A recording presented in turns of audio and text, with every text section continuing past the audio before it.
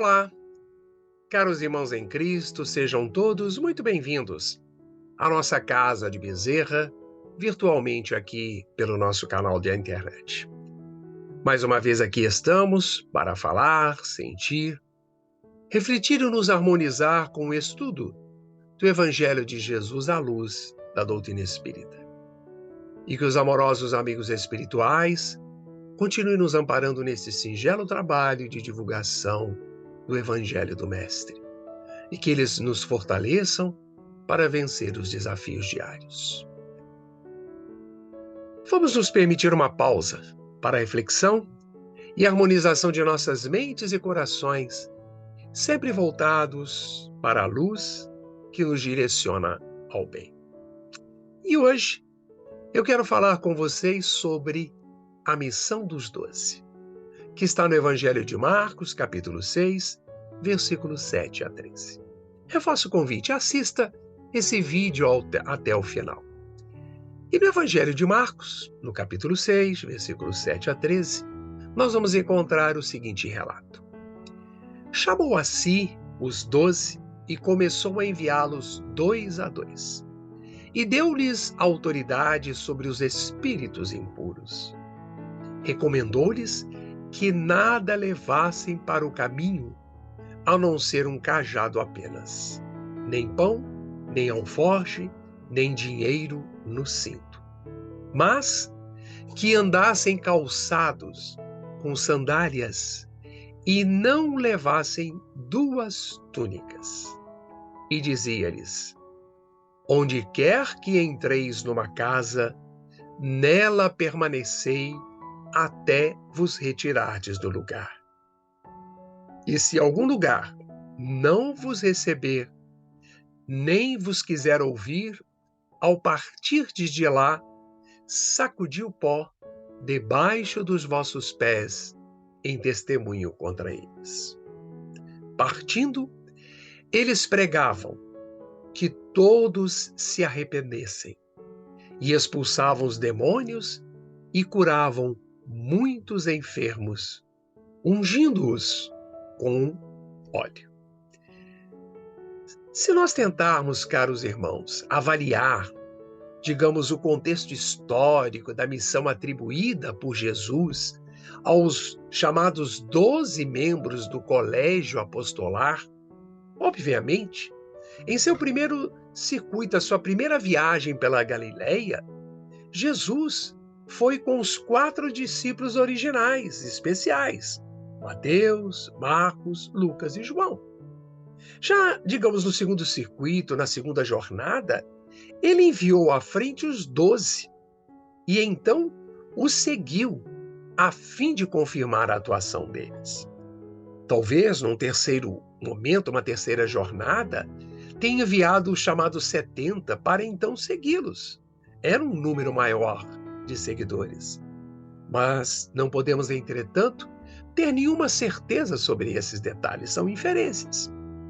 Mas, apesar de essa ter sido uma missão genuína de Jesus e seus discípulos originais, é provável também que tenha sido usada lá pela igreja primitiva como um exemplo de como a igreja deve ser envolvida, de um modo eficaz e definido na propagação do Evangelho de Jesus. E a missão do Cristo poderia estar centrada apenas na sua pessoa. Se considerarmos o Messias, como o enviado de Deus, Jesus poderia individualmente, sim, se o quisesse, realizar todas as ações e acontecimentos, como consequência, natural da sua elevada hierarquia, seja espiritual, moral e intelectual. Contudo, Jesus nos transmite valiosa lição com a criação deste colégio ou deste chamado conselho apostolar. Jesus nos ensina que o trabalho de ascensão espiritual do ser humano é de uma natureza coletiva, não é e nunca será solitário ou apenas centrado no indivíduo, mas na obra do conjunto, na obra do coletivo. Tão essencial nos tempos atuais. Os apóstolos, em especial, ocupam posição de destaque, porque irão falar e agir em nome do Cristo. E a missão de divulgar o Evangelho, atribuído aos 12 apóstolos por Jesus, não dá margem a qualquer tipo de dúvida. São instruções simples, claras e precisas. Entretanto, devem ser entendidas como instruções gerais que Jesus deu, direcionadas a todos os membros do seu chamado colégio apostolar, uma vez que a cada apóstolo caberia uma missão particular, que seria executada no devido tempo, e Jesus tinha consciência disso. Podemos então dizer também que o apóstolo é um educador por excelência. Nele reside a improvisação de trabalho e o sacrifício de si mesmo, para que a mente dos discípulos se transforme e se ilumine rumo a uma esfera superior. Podemos dizer também que os apóstolos são os condutores do Espírito. E o relato de Marcos, a respeito desta missão dos 12 apóstolos, pode ser também resumida nas etapas que se seguem. Primeira, os apóstolos se deslocariam aos pares para divulgar o Evangelho.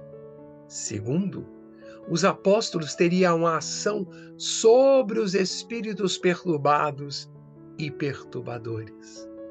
Terceiro, os apóstolos levariam consigo pouca bagagem nas viagens missionárias.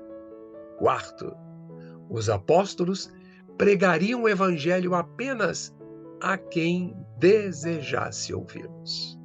Quinto, os apóstolos deveriam transmitir a seguinte recomendação a quem os ouvissem. Partindo, eles pregavam que todos se arrependessem, como está no Evangelho de Marcos, capítulo 6, versículo 12. Sexto, os apóstolos deveriam realizar a desobsessão e curar enfermos. Vejamos a magnitude do trabalho de todos estes apóstolos até os dias atuais. Então, irmãos, reflitamos sobre isso. E é isso que temos para as nossas reflexões de hoje. Curte e comente abaixo se você gostou. Envie para quem você acredite precisar também dessa mensagem cristã.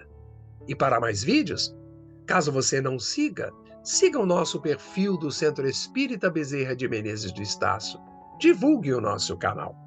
Espero que tenhamos aproveitado este momento e possamos estar juntos na próxima semana, na qual falaremos novamente sobre o Evangelho de Jesus à luz da doutrina espírita. E se você gostou desta mensagem de Jesus e acredita que também ela fará sentido para alguém, por favor, faça chegar a mais pessoas. Compartilhe esse nosso singelo trabalho. Deixo aqui um fraterno abraço em todos, fiquemos em paz e continuemos nos cuidando.